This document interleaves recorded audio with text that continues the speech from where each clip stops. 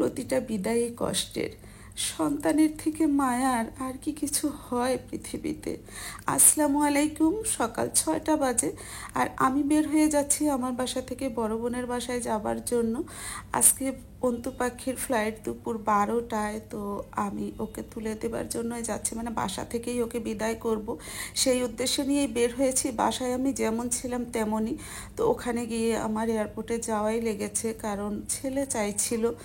তো যাই হোক, আমরা বাসা থেকে বের হয়ে গিয়েছি আর আজকের রাস্তায় একদম জ্যাম নাই, মানে এই সময় আসলে জ্যাম থাকার কথাও না।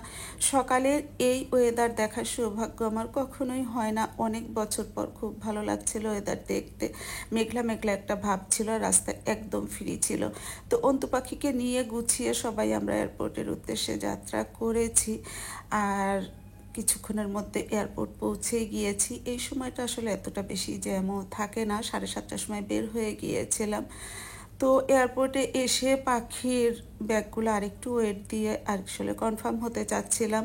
তো ওর বড় লাগেজগুলো ওর বড় ভাইয়ের কাছে দিয়েই দেওয়া হয়েছিল, আর ওকে আসলে কোনো প্রকার হ্যাসেলে যেন ভিতরে না পড়তে হয় সেটাই চেক করে নিচ্ছিলাম, কারণ ও ফার্স্ট টাইম যাচ্ছে এবং ওর সাথে আসলে অর্ণব আগের সপ্তাহে চলে গিয়েছে, ও বলা যায় একাই যাচ্ছে।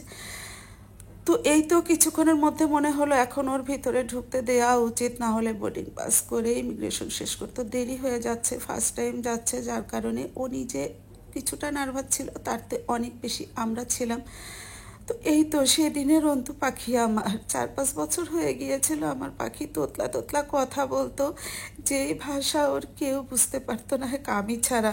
আমার মা কত হাসি দিত ওকে যখন স্কুলে ভর্তি করা হয়েছিল, বলে তোমার ছেলে কথা বলতে পারে না, তোমরা তাকে স্কুলে দিয়েছো, মাস্টারকে কে বুঝিয়ে দেবে ওর কথা, তুমি ওর সাথে ক্লাসে যেও। আজ আমার সেই পাখিটা এত বড় হয়ে গিয়েছে।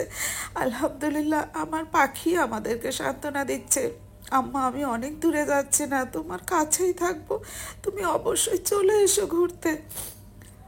আল্লাহর কাছে কোটি কোটি শুক্রিয়া, আমার বাচ্চা অনেক বেশি ম্যাচিউর হয়ে গিয়েছে এই বয়সে। যাই হোক, ভয়ে জোবার দিতে গিয়ে আবার চোখটা ভিজে গেল। সবাই দোয়া করবেন আমার বাচ্চাদের জন্য, ওরা যে উদ্দেশ্যে যাচ্ছে আসলে ওরা যেন সফল হয়ে বাবা মার কোলে ফিরতে পারে। আহা, দুই ভাইয়ের এই দৃশ্যটা যতবার মনে হচ্ছে ততবারই চোখ ভিজে যাচ্ছে। পাখিটা আমার ভিতরে চলে গেল, যতক্ষণ ওকে দেখা যায় চেষ্টা করছিলাম সেই সময়টা পর্যন্ত এখানে দাঁড়িয়ে থাকতে। কলিজার টুকরাটা আমার কলিজার কোথায় জানি মনে হচ্ছে হৃদয়টা ছিঁড়ে যাচ্ছে, বুকের ভিতরটা চিনচিন করে ব্যথা করছে। তো যাই হোক, ওকে তুলে দিয়ে ছেলে বলছিল একটা কফি খাও, তো খুব ইচ্ছা না থাকলেও সেটা খেতে হলো, কারণ এখানটাতে অনেক গরম ছিল আর দাঁড়ানো মানে বসার কোনো ব্যবস্থা ছিল না। তো আমরা আসলে চাইছিলাম যে বাবুর ইমিগ্রেশনটা ক্রস হবার পর তারপরেই আমরা বাসার উদ্দেশ্যে রওনা দেব। সবাই আসলে একটু ভীত ছিলাম। তো যাই হোক, সবার কাছে একটাই কথা, দোয়া করবেন সবাই আমার বাচ্চাদের জন্য। আজ এই পর্যন্তই, আল্লাহ হাফিজ।